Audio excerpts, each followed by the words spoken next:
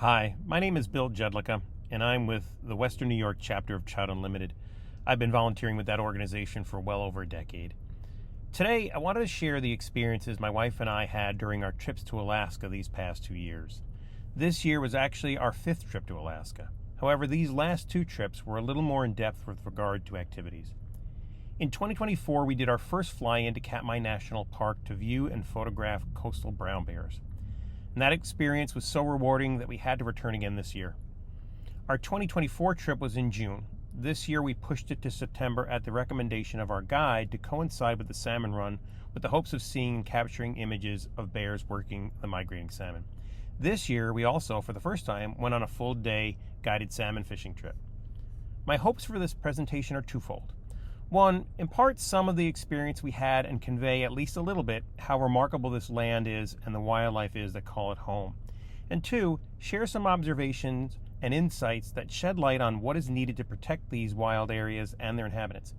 I found it impossible to experience this area and not come home with an elevated sense of stewardship and desire to do as much as I can to ensure that these lands and the wildlife are there for future generations to marvel at, as we did during these recent trips. At the end, I'll include some resources for those viewers who might be interested in getting involved in conservation efforts to protect these areas. So with that, let's jump in. Here's a map of the entire state of Alaska, the circled areas where our last 2 trips have been. Previous trips included Denali National Park and Seward and some of the other coastal areas around Alaska. For this year's trip, we arrived in Anchorage and then took a commercial flight to Kodiak the next day. Kodiak would be the base of operations for us for the next few days. We fished on Kodiak the second day, and then the next day we took the float plane to Katmai for bear viewing in both Kinnack Bay and Geographic Harbor. For the fishing day, we used a guiding service called Saltery Adventures, and the image here shows the trip it took to get to our ultimate fishing destination. Of course, we had a rental vehicle while we were in Alaska, and the red line shows how we took our rental car to the agreed-upon meeting place where we would then take a very fortified ATV along what was a 12-mile, hour-and-a-half-long ride to the circled area in the bottom left. And that road was actually a World War II Army Jeep road. And in the pictures to the left and the right, you get an idea of what this terrain was like. Not only was it very rocky and bumpy, but in many areas we had to ford water that was up to the middle of our shins at times while we were seated in the vehicle. The ride alone was entertainment enough, so it was quite an adventure getting to the actual fishing location. This is a detail of the area that was in that yellow circle in the previous slide. This is pretty much where we did our fishing for the day. I'm not exactly sure where we were on this map, but most of the time was spent in Saltery Creek. We started up a little bit in the creek on Saltery Creek, and then later we moved down towards somewhere in between Saltery Creek and the American River, somewhere in that body of water along that arc of the cove there, and you'll see some images of that later. Although the guide service supplied all the rods, reels, whether they were spinning rods or fly rods, and they would have supplied all the tackle, I was bringing my own equipment, and I reached out to them beforehand and I asked them for suggestions of any patterns that they would recommend that I tie up. And they recommended Dalai Lamas and other rabbit hair streamers, and these were the colors that they recommended to prepare. The pink patterns, I think, had the most success during the day, but I'm pretty sure we caught fish on most every one of these colors and patterns. Not surprisingly, we were not alone that day. Here are a couple of bear prints that we saw on our way out with the ATV. Probably should have put my hand down there for comparison purposes, but I'm sure people have seen images of bear prints before, and they are quite large. So yeah, we had company that day. I was able to capture some video of the fish, both when we were fishing and also on Kodiak. I'll let this video run for about a minute and a half, and I'll throw in some comments along the way. It was neat to be able to get so close to them.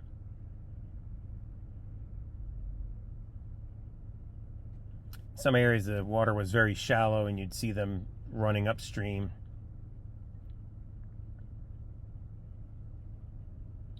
Most of these salmon were the pink salmon. There were cohos in there, obviously, but most of the fish you're going to see here are the coho or the pinks. This fish here, I was able to get very close to because, as you'll see when it turns, the decay was covering its right eye, so I don't think it knew that I was there.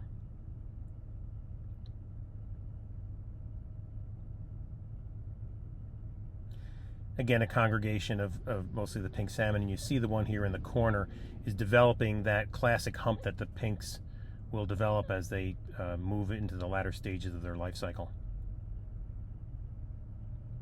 And then you'll see often the fish competing to what I'm assuming is fertilizing the eggs that the females laid.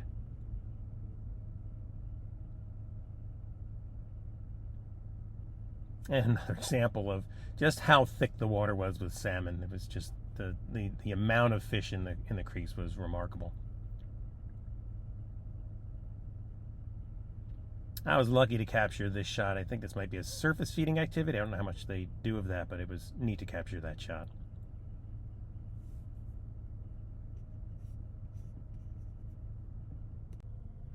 This is just a short section of video that my wife took of me landing the first of the 2 cohos that I had. I'm only showing a brief part of this because it was a good 8 to 10 minutes before we were able to land this fish. And it took us upstream, almost got tangled in brush, but this video at least gives you some sense of the speed and the power of the fish. It really was. It was a beautiful fish.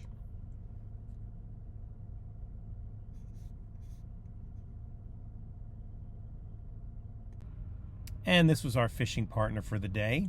It is not uncommon to see the bears walk out onto the creek while you're fishing. This bear was about 150 yards upstream, and it walked into our field of view, entered the stream, and as you could see, caught a salmon. This bear, though, was very wary of our presence and didn't seem to be all that comfortable with it. I thought that was interesting because when we went to Katmai the next day, it didn't seem like any of those bears cared that we were there. But this one wasn't all that comfortable and eventually wandered back upstream, looking over its shoulder the entire time. But it was neat to have that company. Both Jill and I caught our limit of coho salmon, or otherwise known as silvers. There was another member of our party, and they also did well that day. It was a nice group. We all caught several fish throughout the day. Mostly they were pinks. You can keep and eat the pinks, but the ones that we caught that day were on the verge of what the guide termed as getting towards the end of their life cycle, and he called it, I think, a little bit scaly. So the pinks that we caught, we ended up just catching and releasing. And of course, with the volume of salmon that were in the creek, there were numerous snags. It was very hard to not have that happen.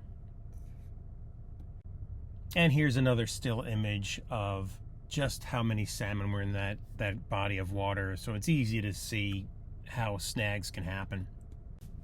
I thought this was kind of a cool shot, whether it was when we were fishing or when we were wandering around Kodiak.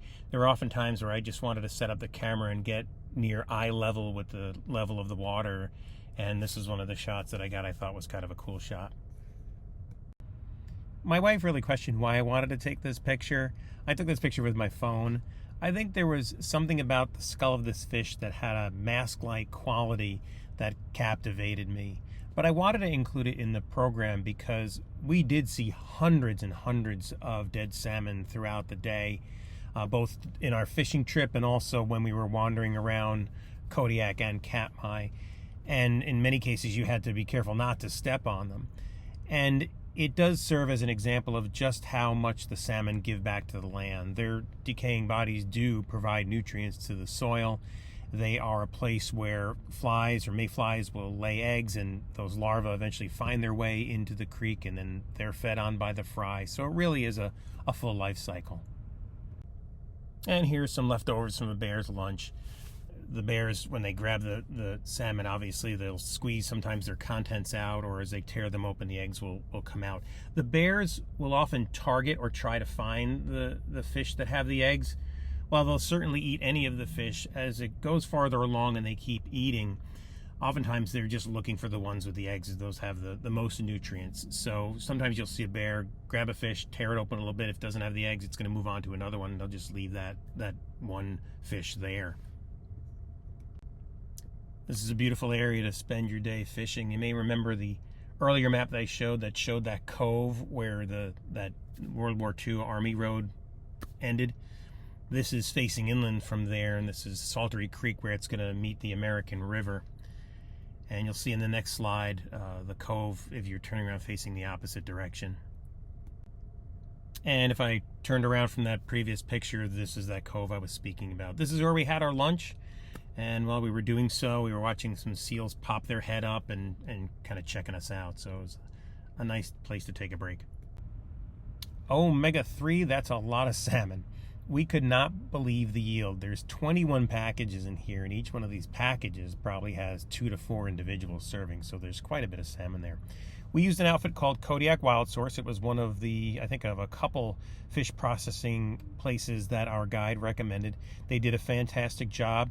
As soon as we dropped it off with them, they freeze it. We fill out a form of how we want it portioned, and then you do one of a couple things. You can either make arrangements to pick it back up on your way out, and we saw a lot of people at the airport with these boxes of frozen fish, or you can call them when you get home, which is what we did because we were going to be on Kodiak for several more days. And it arrived, the fish was still fully frozen, and there you see it in our freezer. Yeah, there's quite a bit of fish there. As this was my first salmon fishing trip, I found myself curious to learn more about all the Pacific salmon species. So I prepared a quick slide here, and we'll go through some of the information on them. The kings, or the Chinook salmon, are the largest of the Pacific salmon, and they weigh anywhere from 15 to 40 pounds on average. Their length is about 34 to 50 inches. The world record sport caught, which I'm assuming means rod and reel, was over 97 pounds. That's gigantic. They lay between 5,000 and 14,000 eggs when they spawn. The cohos, or the silvers, weigh 8 to 12 pounds, are about 24 to 30 inches, and they lay between 2,400 and 4,500 eggs. The pinks, are also known as the humpies, are the smallest of the Pacific salmon, and they weigh 3 to 4 pounds and are about 15 to 24 inches in length and lay between 1,500 and 2,000 eggs. The sockeye, or the red salmon, and these are the iconic salmon that you see in videos when you see rivers or creeks filled with these vibrant red fish. Those are the sockeye, and they weigh 4 to 12 pounds.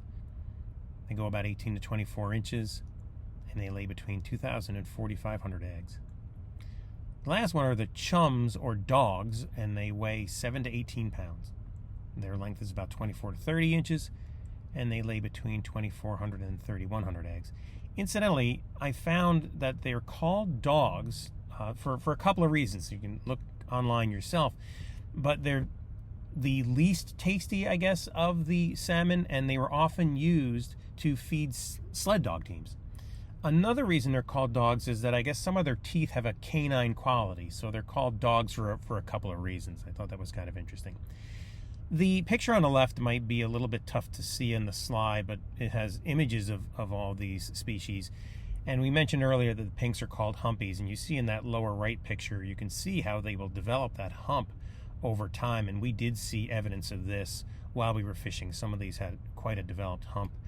And then, of course, over to the left, you see that picture of the red sockeye salmon. So here's some more information about salmon. Salmon are anadromous, which means they spend part of their life in the saltwater and part in freshwater. The time spent in freshwater after hatching varies by species. For the Chinook, it's 1 to 2 years. For the coho, it's 1 to 5 years before they go out to sea. And the sockeye, it's 1 to 4. And for pink and chum, they migrate to the saltwater immediately after hatching. And I'll be honest, I don't think I realized that time frame for any of these species, so this was a little bit of an interesting bit of information when I was doing my research. Now let's take a look at the ocean life, or what they do once they migrate out to the ocean, which also varies by species. Salmon may spend 1 to 7 years in the ocean, depending on their species, before returning to spawn. For Chinook, it's 2 to 7 years. For the cohos and the pinks, 18 months. For sockeye, it's anywhere from 1 to 4 years before they return to spawn. And for the chum salmon, anywhere from 3 to 6 years. The harvest of salmon has always been and continues to be vital for many Alaskans. I'll break this up into a couple categories. The first is subsistence and personal fishing. It's been tied to Alaskan native cultures for almost 12,000 years. Under Alaska state law, subsistence fishing is a right granted to all Alaskans. Personal use fishing uses gill nets or dip nets to harvest salmon. We actually saw this. It was a previous trip. We were driving along, and it must have been the time of year when this was allowed. And we saw on this very large river, probably dozens or well more than that, people lining the side of the river using these big nets. And that is a very efficient way to catch the fish. And I guess if you were using this for subsistence, that's probably a lot more efficient than trying to go about catching it with a rod and reel. And again, further explanation here, personal use and subsistence fishing uses effective techniques to harvest high volumes of food as efficiently as possible. The Alaska Department of Fish and Game Division of Subsistence estimates that salmon contribute about 90 pounds per person per year to the subsistence diet in rural Alaska. And along the state's western coast and interior rivers, this average harvest approximates 200 pounds per person per year. I'm not sure the distinction between those two. I think it probably has to do with the region where it's used. But suffice it to say, anywhere between 90 and 200 pounds of salmon per person per year is what is harvested. So you can see how important subsistence harvesting is to many people that live in Alaska. Now let's take a look at commercial salmon fishing. As canning technology developed, attention turned to Alaska's abundance of salmon. Salmon catches soared in the early 20th century, but fishing was mostly unregulated or rules were poorly enforced. Due to overharvesting, salmon harvest went from 129 million salmon in 1936 to just 25 million in 1959. In 1959, Alaska became a state and brought a strong conservation mandate to rebuild its salmon runs. Harvest numbers fluctuate. In 2024, they had only 103 million. The anticipated harvest in 2025 is 214 million. I don't have it on this slide, but one of the other things I stumbled upon was a term called escapement, and I guess I hadn't thought of this before, but here you see that those commercial salmon fishing hauls, like when they get these salmon in the large nets in the commercial fishing boats. But there's something called escapement, and an escapement is very important, and I believe it's monitored to a degree so they can allow for that or make sure that that happens. Escapement is the critical number of salmon that are needed to escape the commercial fishing in the ocean so they can get all the way upstream and spawn and lay more eggs and continue the proliferation of the species. So if you look further into it, you can find a lot of different points of information that discuss how escapement numbers are derived, how they have to kind of estimate those and what goes into that. But there is a lot of attention paid to the escapement. And I guess if you look back on the thing here, the one line where it says it went from 129 million in 1936 to just 25 million in 1959, I would imagine that was probably before escapement was paid attention to. So escapement is a very important aspect of the salmon fishery and salmon migration and the survival of the species. With a fantastic day of fishing behind us, it was now on to Katmai. This is a shot from the plane as we were heading out over Kodiak to go to Katmai. You'll see some more pictures in a little while of some other pictures that I took from the plane ride out to Katmai. This is that same map I showed earlier, and you can see where Katmai National Park is within the whole state of Alaska. And Katmai National Park and Preserve is over 4 million acres, almost 6,400 square miles, and that equates to roughly the size of New Jersey and Connecticut. So it's a large park. And this is that map from earlier that showed the short flight by float plane from Kodiak Island to Katmai National Park. The 40-minute flight from Kodiak to Katmai was beautiful. You could see here I captured a couple of pictures with the phone from the cabin, and the scenery was outstanding. Unfortunately, this was the only sun that we would see all day long until we returned back to Kodiak later that day. And here's a picture of the plane that we took out there. It fits about 6 people, including the pilot. And the guide service we used was Kodiak Island Expeditions. It's actually a husband and wife team.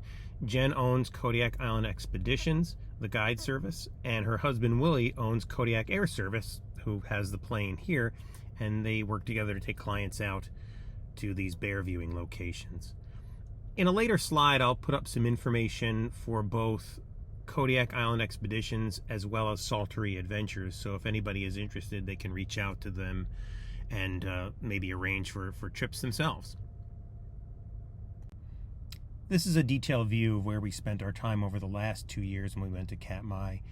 Geographic Harbor and Kinnack Bay were where we visited this year in 2025, and the circle above that in Hallow Bay, that's where we were last year. I thought a little bit of information on the brown bears of Katmai might be appropriate here. There are about 2,200 brown bears estimated to be living in the park. Now, my understanding is this is possibly based on some older surveys that are probably could be upwards of 10 years ago. More bears than people are estimated to live on the Alaska Peninsula. The bears of Katmai are considered coastal brown bears. And coastal brown bears are larger due to the abundance of salmon. That's what fuels that growth. And coastal brown bears and grizzlies are actually the same species, which I did not realize. They're the same species, Ursus arctos. And again, the main reason you would see these coastal brown bears being much larger than the interior grizzlies is due to that salmon. The picture you see here on the left is one that I took of one of the brown bears that we saw when we were in Katmai last year. If you remember me saying at the intro here that we were in Katmai last year around June, and that had us in Hallow Bay, which I think the slide that had the map a few slides ago had the circle around Hallow Bay. That at that time of year the salmon were not yet running, and the bears would feed on sedge grass, and you see that in this picture here. All day long while we were there, we just watched them endlessly grazing, just like you might see livestock grazing. They were so close at times you could hear them chew, but the sedge grass is very nutritious, and it's what they feed on until the salmon start running. Now, if we compare the brown bears of Katmai to those on Kodiak Island, there's some interesting things to consider that I learned from doing some research. The Kodiak brown bears, which are from the brown bears from the Kodiak archipelago, are a distinct subspecies from those on the mainland because they've been isolated from other bears since the last ice age 12,000 years ago. They're estimated to be about 3,500 brown bears on Kodiak Island. Again, my understanding from the research I've been doing is that also may be based on actual surveys done a while ago. A brown bear's long claws are useful in digging roots or excavating small mammals, including sometimes, and maybe you've seen these on some videos, they do clamming. They dig up clams along the shore. And they're very good at doing that, considering how large their paws and claws are. Whenever you see videos of that, they're almost surgical in how well they can get those clams out and open the clams up. But while they're good for those kinds of tasks, they are certainly not efficient for climbing trees, and I'd be hard-pressed to imagine a bear this large being in a tree in the first place. Their diet consists of salmon, berries, grasses, sedges, cow parsnip, ground squirrels, carrion, and roots. They are true omnivores. They are also capable predators of moose and caribou, especially newborns. And this picture again on the left is one that I took, but that was from this year. This was actually taken of a bear on Kodiak Island. You'll see more of this bear later, but we were able to see some bears when we would just sometimes go out during the day or after dinner. We would drive around and you could see some bears, and in this instance, this bear was one of 3 that we saw at the same time, and as I said, you'll see some pictures of that later. Now what I'd like to do is share the images that I was able to capture both in this year's trip and last year's trip. This year's trip was a little bit challenging because, as you'll see, we weren't in the best photography conditions. It was rainy, it was misty, there was a lot of cloud cover, and also I believe, although we couldn't see the landscape, we were surrounded probably by taller mountains, so even if it was not raining, it probably still would have been not as bright as if you were just in an open area. But still, I believe I was able to come out with a lot of really nice images, and that hopefully will convey just what it's like to be this close to these animals. Now this first bear, I'm not sure if our guide knows this bear from previous visits, because a lot of times they will see the same bears in frequent visits. And this one she called handsome bear, and I would have to agree, he's a very, very handsome bear. Here you see him looking downstream. I believe there's probably a couple of other bears there, but yeah, he's a good looking guy. This was the first bear we encountered when we got into our position. This bear walked, before it got to this fish, it walked upstream, probably passed within feet of our group as we were hunkered down there. And I want to be clear when I say this, this is not a zoo. We don't take any of this lightly. The guide is very strict on how we move, where we move, if we move, and we always stay as a group. We never advance toward the bears. We find a spot, and if the bears move in our direction, so be it. And occasionally, although this didn't happen in either of our trips, if the bear does get too close, being too curious, and that does happen, they will dissuade that bear from getting any closer, but there was no issue here. You may remember from an earlier slide when I talked about that bear that was on the creek when we were fishing, and how I said that bear never really took its eyes off us, and I mentioned how the ones on Kodiak could care less. This was an example of that. I think this bear could have bumped into us and not really realized we were there. So it was pretty interesting to see that behavior. But here you see he had a successful catch, and again, you can't help marveling at those claws. It's almost cliche, but you never really get tired of seeing that. They are truly gigantic. It was a real treat watching this bear, and we watched him for quite a while. You'll see him later on in a video. He was a very, very large bear. Here's a couple of images of what it was that I was hoping to see in this year's trip, which was the bears foraging for the salmon, how they go about doing it, watching them move through the water, and I was amazed at just how well and how quickly they can move in these conditions. You know, how quickly they can move through the water, even if it was deeper, how they target the fish, how they stick their faces in the water, just how they go about doing what they do to get their food. It was really, really cool to see. I believe this is the same bear from the previous picture, and this triptych makes me laugh because there is an awful lot of torque going on there as that bear spins its head back and forth to shake off the water.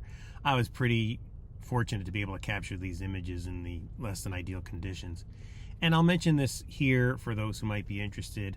I'm using a Nikon Z8 mirrorless camera, and matched to that I have a Nikon 180 to 600mm zoom. And for the video footage underwater of the fish, earlier I was using a DJI Osmo Action 4, and of course I took some pictures with my phone as well. And here are some more bear facts. Brown bears become sexually mature at age 5, but females often don't successfully produce a litter until well after that. Cubs are born during January or February. Twins are common, but litters can be anywhere from 1 to 4 cubs. Half of cubs do not survive, and that high mortality rate is largely due to predation by adult male bears. The oldest brown bear in Alaska was 39 years old. It was a female, and the oldest male was 38.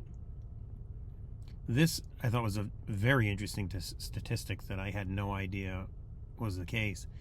That Alaska has over 98% of the United States population of brown bears and more than 70% of the North American population. So even if you roll Canada into the mix, Alaska still is responsible for the majority of the brown bear population. And when we talk later on about conservation concerns and conservation efforts, you'll see why that is very important, that their habitat is protected.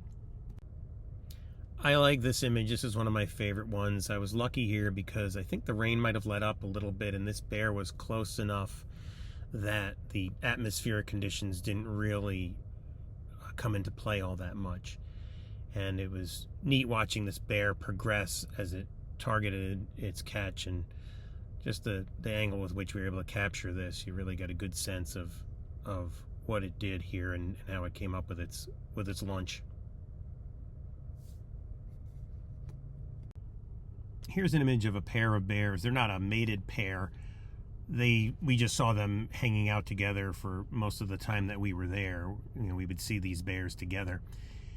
Bears, while they're generally solitary, when there's an abundance of food and a concentrated area where that food is, they tolerate pretty well one another's company. You have seen in videos, and Brooks Falls comes to mind, where if there's a lot of bears and a lot of food in a very condensed, tight space, you will see some fights break out. We didn't see anything like that. A lot of the activity we saw when the bears got physical was all just play. But I thought this was an amusing picture because that one bear in the background is really chowing down on that salmon, and the other one's dying to catch up to get his lunch and join him. This might be that same bear, the darker one from the previous slide, but here he was able to capture one and come up with it. And this was another one of a few images that I captured of this bear that I thought came out pretty good.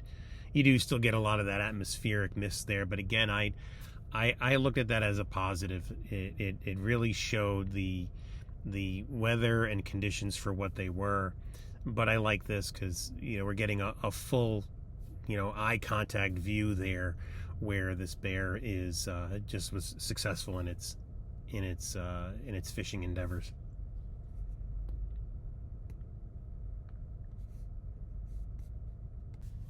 I really liked this image. I'm not one to anthropomorphize animals, but I am guilty of it here, and you'll see in a couple of later slides I do the same thing. It's almost impossible not to acknowledge the expression on their faces at times. When my wife and I were looking at this picture, we both agreed there's kind of like a dog-like quality to the face.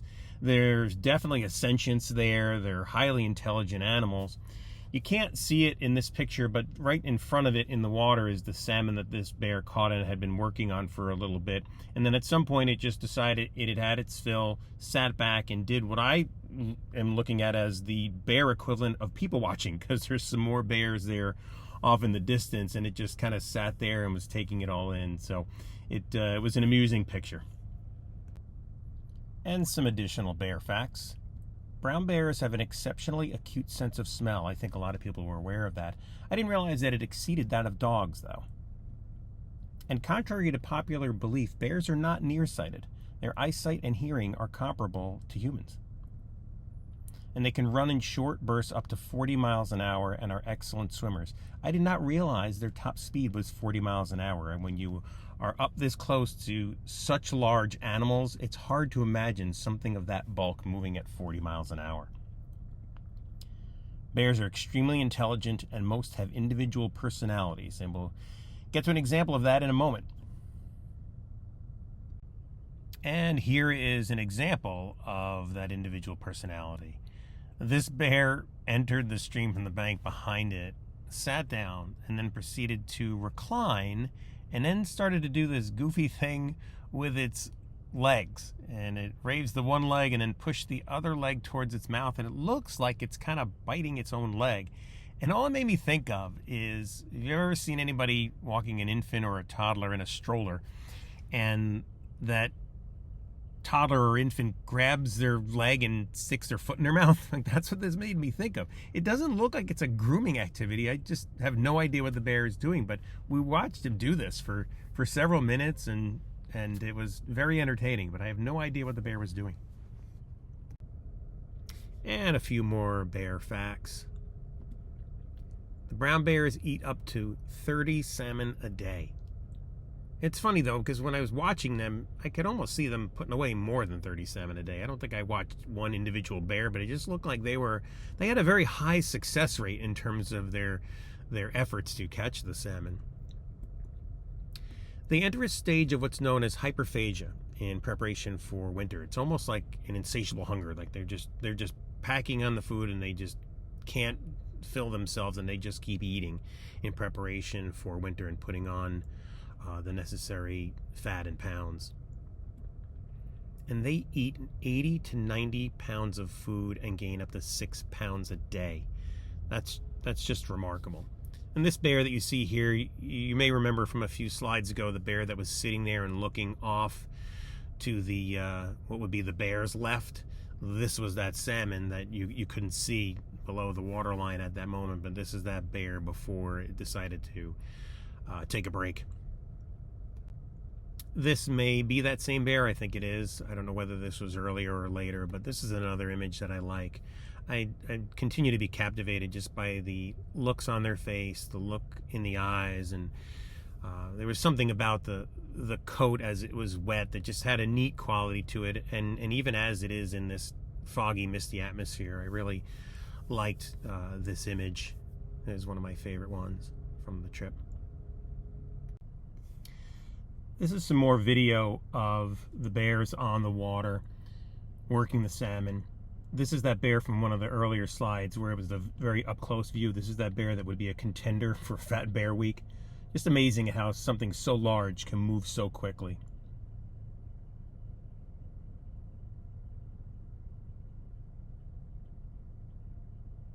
It's also amazing to see how well they can hold the fish with their very large paws, while they begin to tear it apart. You'd often see them holding it up against their leg.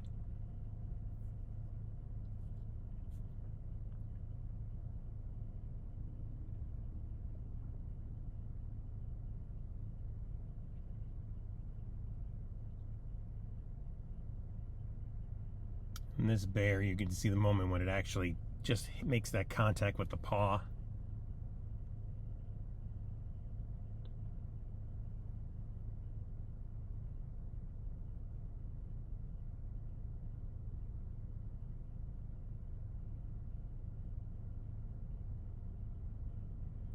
Barely holding on by the tip of the tail, but they came away with it. These two bears we saw earlier, this is the one that had the picture of the one eating the salmon in the background, and the other one was looking for its lunch.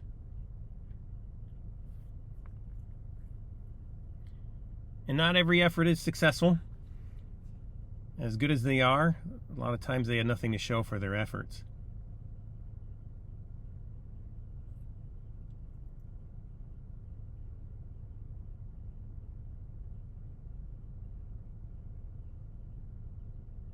Close but comes up empty. They're fun to watch.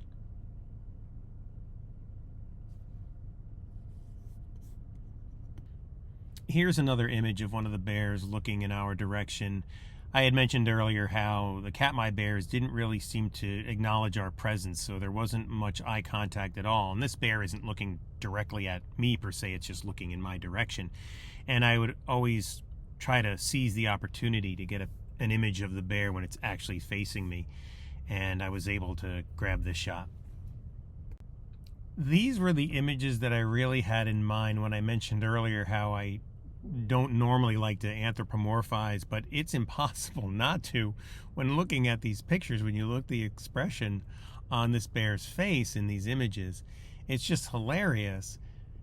I should have actually posted these online and invited people to caption them. This, and I should mention, we're back on Kodiak now. We would oftentimes go for a ride around Kodiak in the evening or throughout the day when we were back on the island, and you would see bears there. There were many creeks full of salmon that would empty out into the bay, and this bear was one of 3 that were working some of the fish in this area, and you'll see the other 2 bears later. But when I look at these pictures, it just looks like this bear is being scolded by its mother, telling it not to eat snacks in between meals, and the expressions are just priceless, so it makes me laugh. And this is another image of, I believe this is that same bear before it started to move out under the overpass and out towards the bay, and you'll see in the next slide what transpired after that. And these are those 3 bears together that I referenced earlier. I believe the one on the left is the one that was in that earlier slide that had the 4 pictures. It looked like it was being scolded by its mother. I can't see the one's face that is got its back to me. I don't know that it ever turned around that I could see it, but I'm pretty sure that it was the one on the left. That was the one from the earlier slide. But these bears, when we watch them kind of get together, and this is a few hundred yards off, one of them kept running back, almost like calling the other two, saying, "Let's go meet at the log. Let's go play King of the Log." And we watched them do this for 20 minutes. They just kept swatting at each other and hiding and ducking. So it was very entertaining to watch. I put this slide in there because I thought it did a better job than maybe some of the other maps that I had earlier to show all of Katmai National Park and Preserve and its boundaries and its size, etc. I really love this image. This is actually one that I enlarged, and it's hanging in my kitchen. And I should mention we're back on Katmai now, but this is from 2024 when we were in Hallow Bay, where we were in that very large coastal plain where the bears would feed on the sedge grass.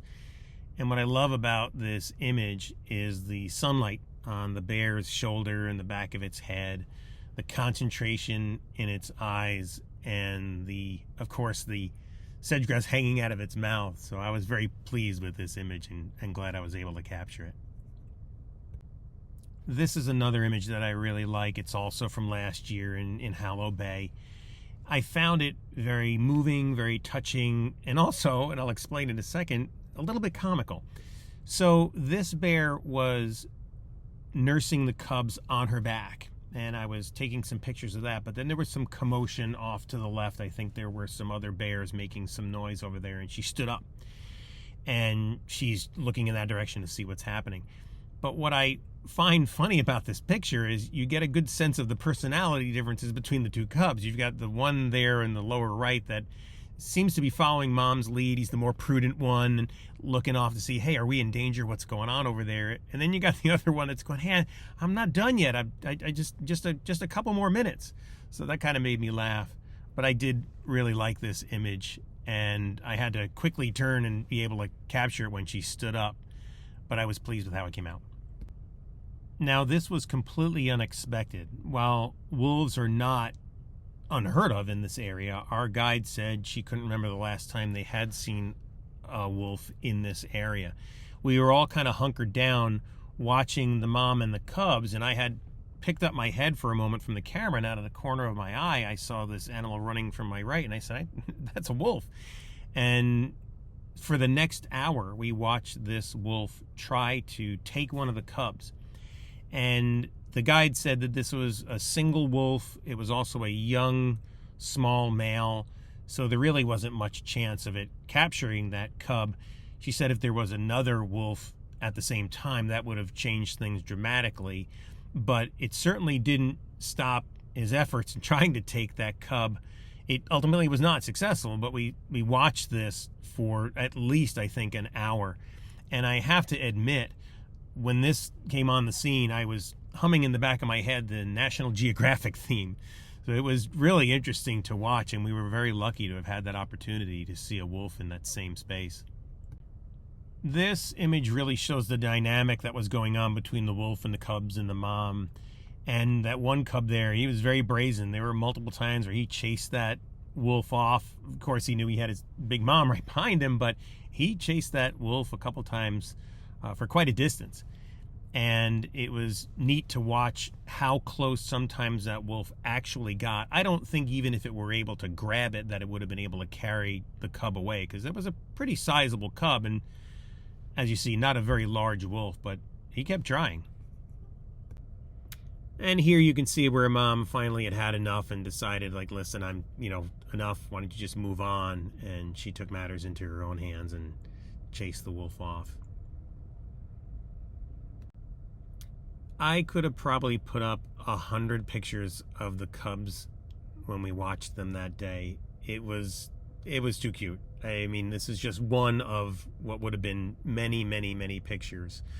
But we watched them wrestle and frolic and bite each other and claw each other and follow mom and then not follow mom. It was just these are our cub of the year. They call them koi. So these were just born this year.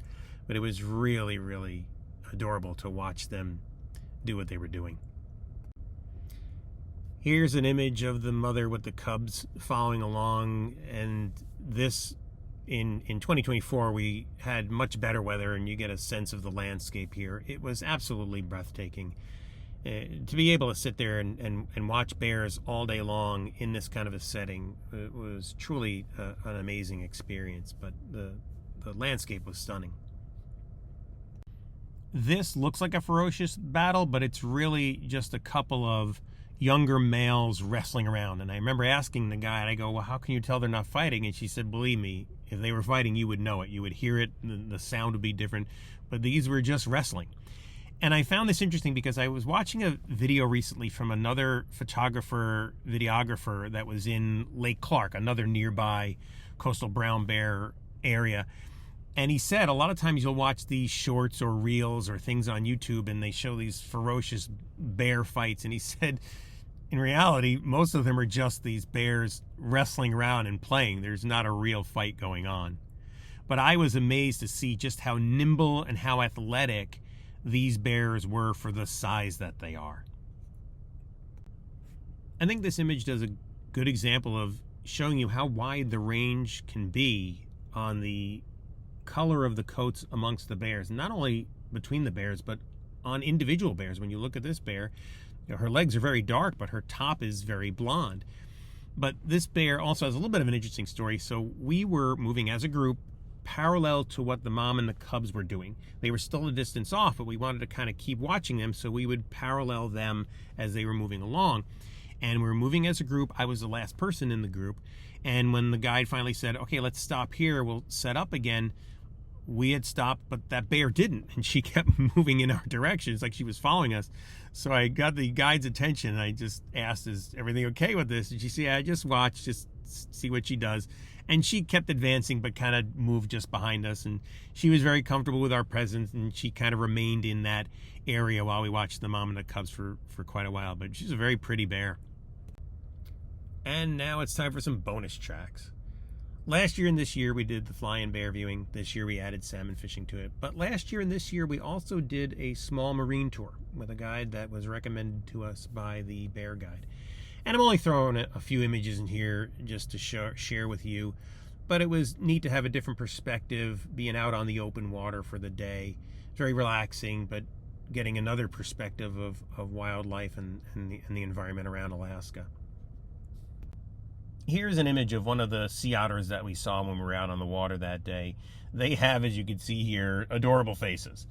And they float on their backs a lot, and oftentimes if you see them with their young, they'll either be holding them up to their chest or up against them. And sometimes when they're lying on their back, they'll have a rock on their chest, and they use that rock to open clams. They'll hold the clams between their front paws, and then they will smash that clam onto that rock to open it. So it's a pretty intelligent tool using activity. And another thing about otters, the sea otters, that I didn't realize is they are very large. They can be upwards of 100 pounds, so they're quite large animals.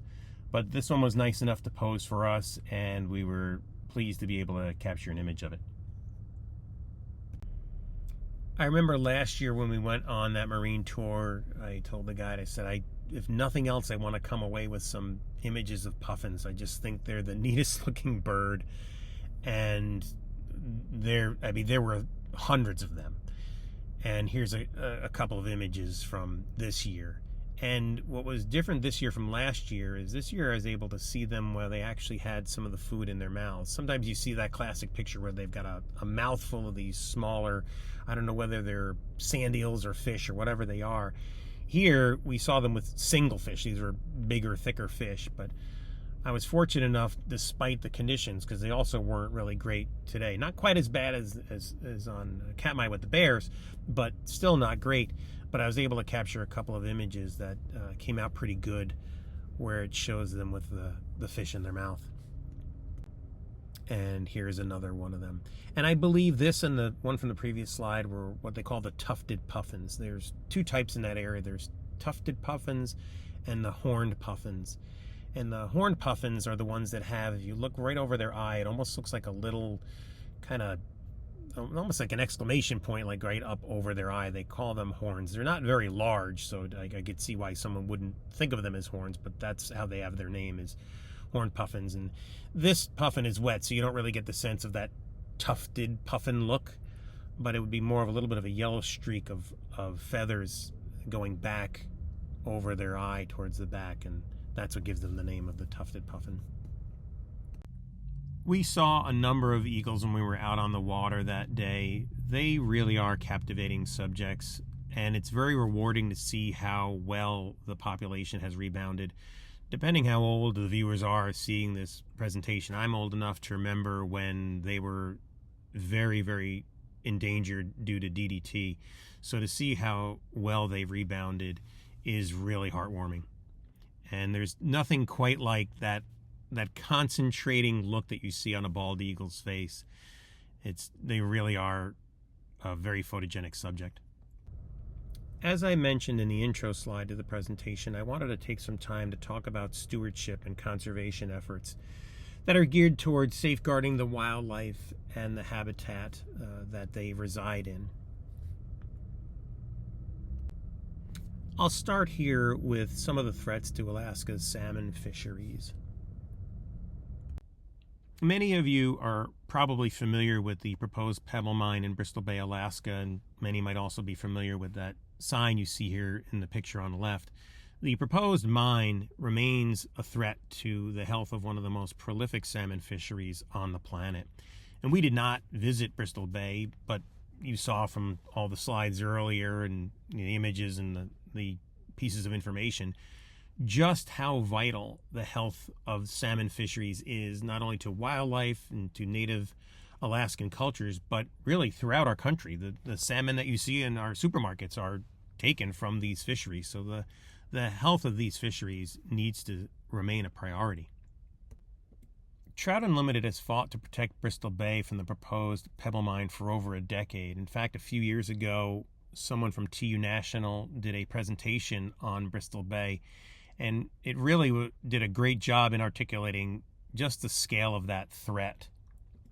In 2020, the mining company was denied a key permit needed to move forward, and that certainly was a success.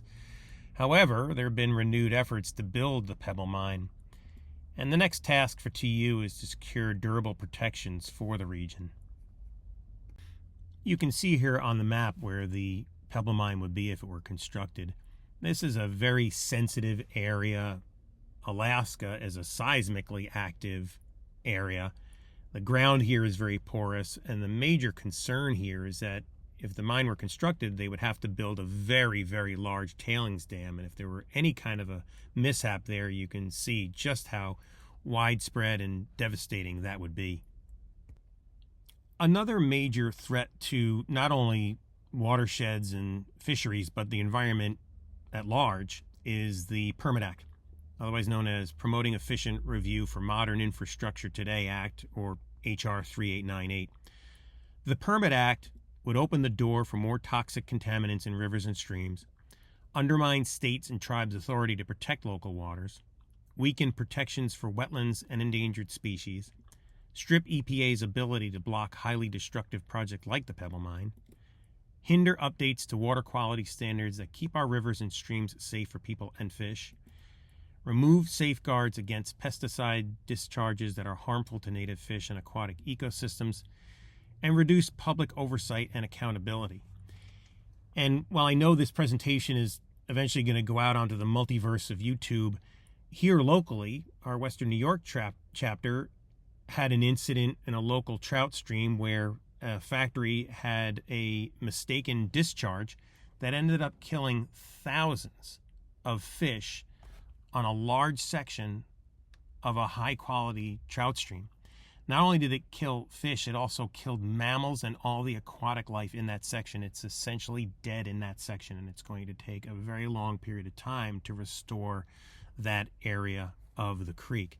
So if that kind of thing can happen when there is oversight, you can imagine how much more frequently something like that would occur if the Permit Act were to be approved. And as of the time of this presentation, it has not been approved yet. And you'll see some, in a later slide, I'm going to show you some options that people have to get involved and speak up so something like this does not move forward.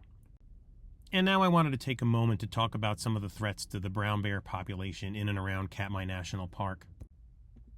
A major threat to wildlife habitat is the selling off of public lands. The shaded areas here in the map are public lands that are available for sale. In tan, you see the Bureau of Land Management lands, and in green, you see the lands belonging to the U.S. Fish and Wildlife Service. Here's a close-up of the previous map showing public land available for sale in its proximity to Katmai National Park. I'm borrowing information here from TU's national website, in particular their action page on public lands. 70 million anglers and hunters utilize public lands. As shown earlier, public lands for sale are mostly in the western part of the U.S. 72% of sportsmen and sportswomen rely on public lands. 70% of the remaining habitat for native trout in the West is on public lands. Given that public land for sale would likely be purchased by entities looking to engage in resource exploration, there is a very real potential for fragmentation of wildlife habitat and extensive negative environmental impact. Fortunately, Trout Unlimited and similar organizations are pushing back against some of these threats. This QR code that you see here takes you to the main Take Action page of the Trout Unlimited website. The action items that you'll see there are updated to add or remove action items as needed. The action items pertaining to what we talked about here today are clean water, protect Bristol Bay, public lands, and oil and gas reform.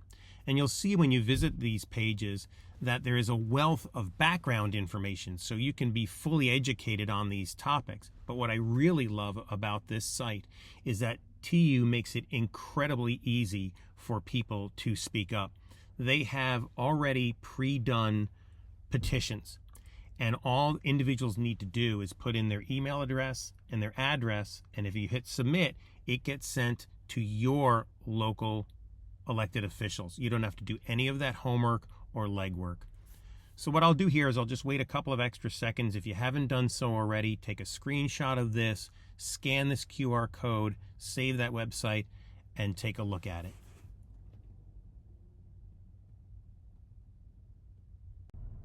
Another concern was brought to our attention by our bear guide, and it's about a predator control program being used to restore the Mulchatna caribou herd. Now, this is a complex issue, so a little bit of background might be helpful. The herd saw a 94% decline from 1997 to 2009. That saw it drop from 200,000 caribou down to 30,000. And that decline was due mainly to disease, overpopulation, and lack of food. The goal of the program is to restore the herd so that rural Alaskans can resume subsistence harvesting. They haven't been able to do that in a number of years. There is already a wolf control program in place, but in 2023, bears were added. And since 2023, 175 brown bears have been killed. The program relies on aerial culling of bears and wolves, and there's no distinction between males, females, and cubs. Any bear that wanders in to that area during those culling windows will be taken. The predator control area is just 3 miles from Lake Clark National Preserve, 30 miles from Katmai National Park, and 50 miles from McNeil and Brooks Falls. The public concern seems to be centered around the lack of any recent formal bear population surveys. I don't think anybody's arguing that it isn't necessary to restore this herd, not only for its own existence, but also so the rural Alaskans in the area can resume the subsistence harvesting. There's just a lot of concern over the fact that I think the most recent formal bear population surveys were anywhere from 5 to 15 years ago, depending on which zone within that area you're looking at. And that's what seems to be the major concern. There was a court order to halt the program, but there was an emergency meeting as a result of that was held by the Alaska Board of Game on July 14th and 15th of 2025. As a result of that meeting, the Board of Game did vote unanimously to continue the program through 2028. Worthy of note here, though, is that there was a commitment by the Board of Game that the bear culling would not exceed what the population can sustain. But then that brings us back to that earlier point is, well, without any formal population surveys, how do you know what that population can sustain? I will say that the assessment or the estimates of the population were based on anecdotal information, which does have merit. and there was mention of a method to assess the population similar to how fish populations are estimated when you shock a section of a stream and then you can extrapolate how many fish you think are in the remainder of that stream. There was mention of that, but no formal bear population surveys, kind of like what they had, anywhere from 5 to 15 years ago. And remember from earlier in the presentation that brown bears reach reproductive age at age 5, and females usually don't produce young until well after that. So if you tip the scales too far and damage that bear population, you could be looking at a very long period of time for that population to restore. So there's a lot to pay attention to with this matter, and the next slide is going to show you how you can learn a little more about it. This QR code will take you to the website of the Alaska Wildlife Alliance, and in particular the page dealing with the Mulchatna Predator Control Program. Obviously the Alaska Wildlife Alliance does more than just this, but this QR code is going to take you right to that information. But I would encourage you, if you do visit this website, to see what else the Alaska Wildlife Alliance does. I'll leave this slide up here for a couple more seconds so you can either take a screenshot or scan that QR code and save that site.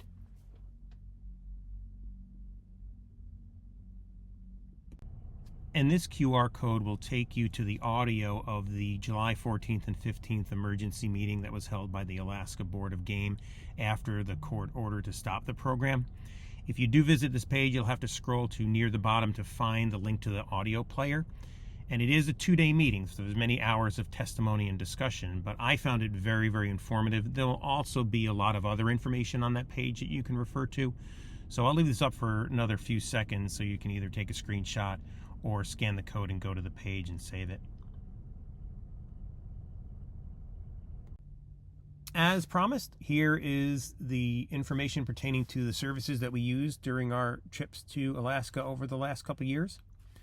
There are obviously a lot of options there, but these are the 3 that we used, a couple of them repeatedly, and we were very pleased, so feel free to reach out to them if you'd like. Our bear guide for the trip was Kodiak Island Expeditions. The salmon fishing guide service was Sultry Adventures, and our marine tour guide was Possibilities Unlimited Alaska. And with that, I reached the end of my presentation. I want to thank you for allowing me to share some of my experiences in Alaska, in particular Katmai National Park and Kodiak Island. It truly is a remarkable land that continues to call to me, not only to visit, but also to continue to do my part to protect it. I hope that in some small way I may have inspired you to visit this area, and more importantly, to become engaged and lend your voices to efforts to keep our waters and lands clean and healthy so the wildlife we treasure can thrive and those who depend on it can continue to do so. Thanks again for watching.